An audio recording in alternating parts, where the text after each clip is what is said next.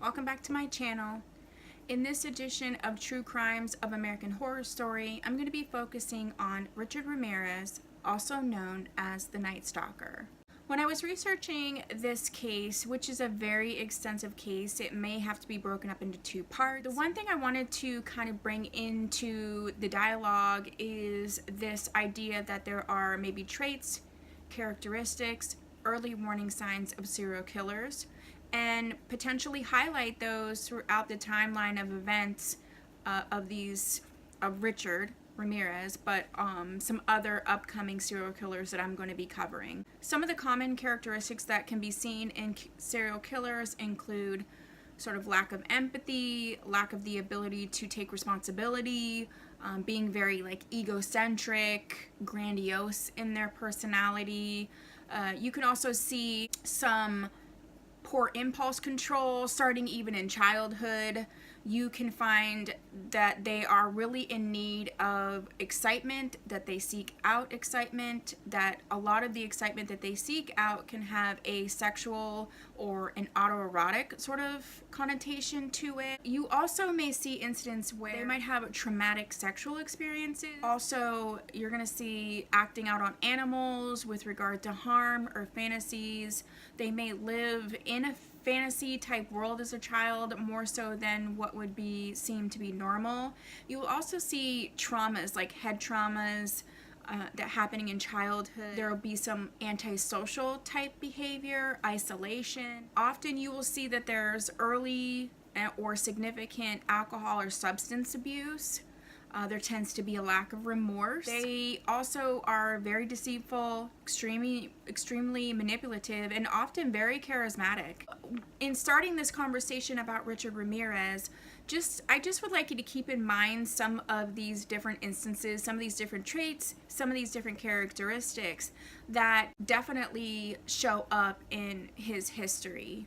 I want to preface this by saying I'm not in any way excusing the horrific crimes that he committed. He was a deranged serial killer. He killed at whim.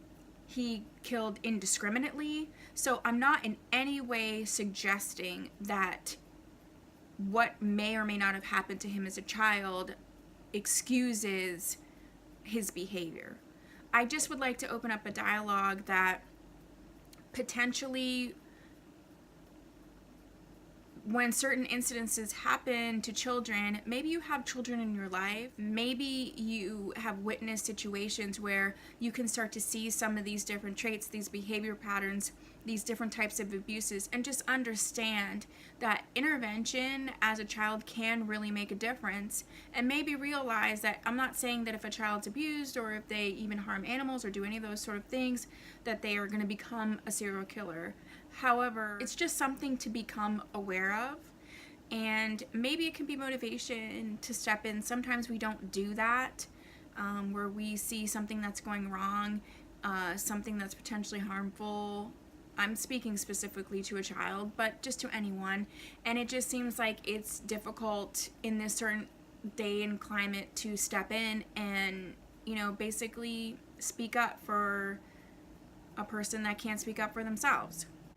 Richard Ramirez was born in 1960 in El Paso, Texas. He was the youngest of 5 children, and it was reported that his dad was fairly physically as well as emotionally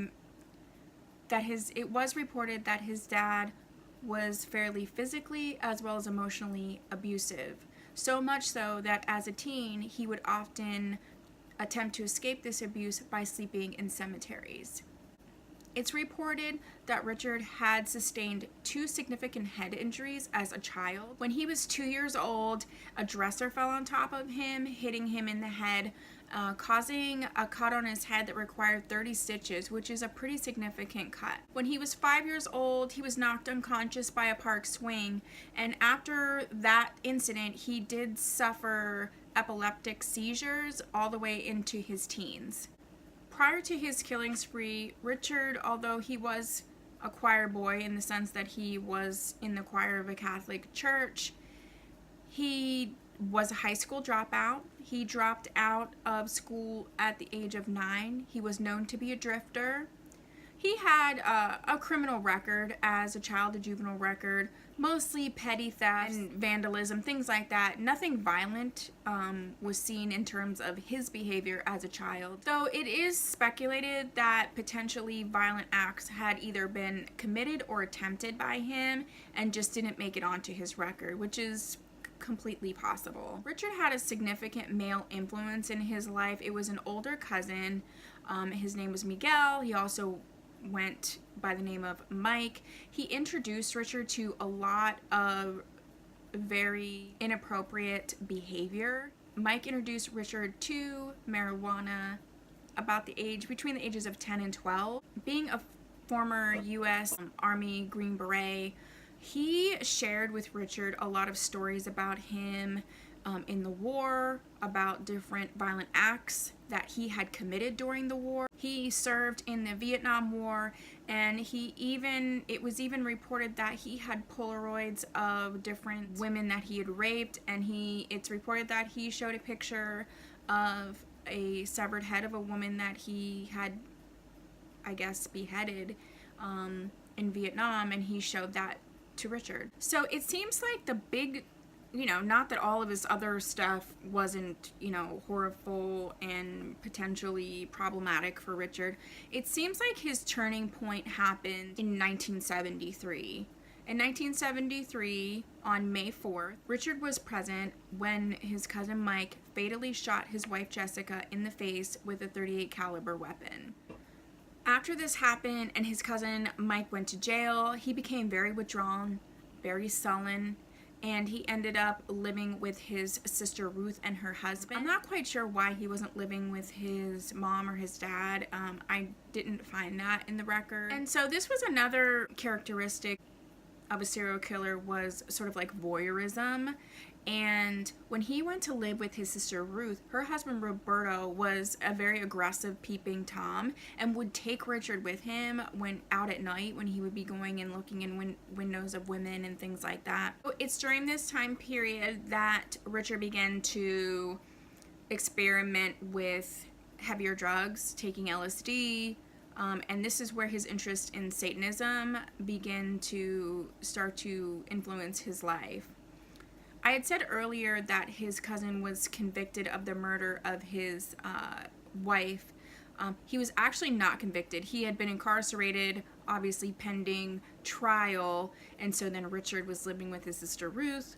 But his cousin Mike was actually acquitted of the charge of murder based on a mental defect, based on his service in the military and what he was experienced there. They did put him into a mental institution, and he spent 4 years there, but he was released in 1977 and just resumed his influence over Richard. So that's really the background information that we have so far. So of the list of things that I spoke about at the beginning of the video in terms of things that can contribute to sort of the personality or the behaviors or the makeup of a serial killer, he had experience with voyeurism, abuse. He experimented with drugs and mind-altering drugs. He had 2 significant head injuries. I would imagine some of these different incidences, especially like the voyeurism and things like that, those could have had a sexual element to them. He isolated himself as a child. He was withdrawn. He was described as being antisocial. So he's checking off a lot of these characteristics very early on in life. So we're going to sort of fast forward to the point where he began to commit murders. It is reported that he committed 6 to 8 murders, but as many as 25 to 30 attacks during his spree. This crime spree ranged from assault, robbery, rape, mutilation, and murder. And as I stated before, I think the scariest part of Richard Ramirez as a serial killer was oftentimes you'll see that there is a certain pattern, there is a certain type of victim that the killer is looking for. With Richard, there was no rhyme or reason. It was really extremely arbitrary. Men, women, couples, single, elderly, not. It just seemed like he just whenever the impulse to kill happened, he just did it. And if the opportunity was there, he just took it. To me, that's one of the scariest people in the world, where there is just zero empathy, there's zero remorse, there's zero impulse control, there's zero behavior control, and there isn't even a specific target. It's just any target at all. Prior to him being caught, because of this element that it was, it was very scary. And of course, I've spoken in some other videos that the media played a role. Often when they get like names, it's the media making up a name for them. So the media dubbed him the Night Stalker. So after he was caught for his, the murders and attacks related to the Night Stalker, that time period, it was found that he actually had committed a murder prior to the first victim that was known. I apologize if I mispronounce her name, but there was a murder of a 9-year-old girl. Her name was Mei Ling. She was found murdered on April 10th, 1984. She was found in the basement of a hotel that Richard was living in San Francisco. She was raped, she was beaten, she was stabbed, and her body was, when it was found, was hanging from a pipe. Once Richard was caught for the spree of murders, his DNA was taken, and so when they ran the DNA, then they connected it because they had got DNA from her crime scene, and then they connected him with that murder as well. The interesting part of this is that in 2016, the authorities indicated that there was actually a second DNA sample that was taken from the scene of her murder, and all they will say is that that DNA sample was from a juvenile, and that person, although the authorities know who that person is, they have not charged that suspect. They say due to lack of evidence. So it's just, I'm sort of connecting back. So if you go back to his experiences with his uncle, who potentially and essentially, as well as his wife's husband, sort of were grooming him, I'm just wondering if that second DNA sample of a youth was him sort of grooming someone else as he was groomed. It's just an idea. The actual Night Stalker killing spree started on June 28th of 1984. So I'm gonna need to look down my notes because there's like so many details, so many names. The timeline is very tight and I just want to get it all correct.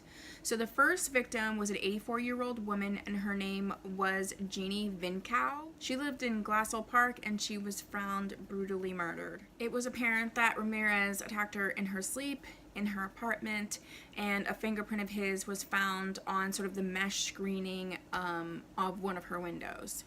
The next part of his spree jumps to March of 1985. So you have him connected and charged with the murder of Mei Ling, and that was in April of 1984. Then in June of 1984, he kills Jeannie Vinkow. Then the next reported murder is in March of 1985. So I think that's where they kind of wonder if there was other killings that just had either not been connected with him or what have you, because when we get into the rest of the timeline, you'll see that his murders are in very quick succession. And then the one from April and June of 1984 were, with less than a month apart. So it makes sense that there were probably other murders that they just haven't connected with him at this point. On St. Patrick's Day, 1985, he shot 22-year-old Maria Hernandez, and he killed her roommate, 34-year-old Dale Okazaki. Because he shot Maria and did not kill her, she was able to put together a composite sketch of him, and that is going to play a role in him being apprehended.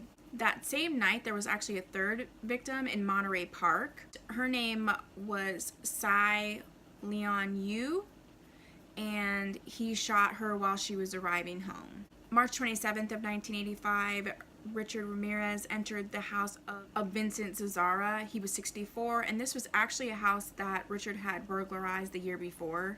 While he was sleeping, he shot Vincent in the head, and his wife was sleeping next to him. The shot woke her. He bound her and gagged her, and then he was ransacking the room, and while he was doing that, she escaped her bindings and grabbed a gun that they had in the room, but it wasn't loaded. And because of that, Ramirez got really angry. He ended up shooting her. He also ended up like carving her up, like mutilating her body.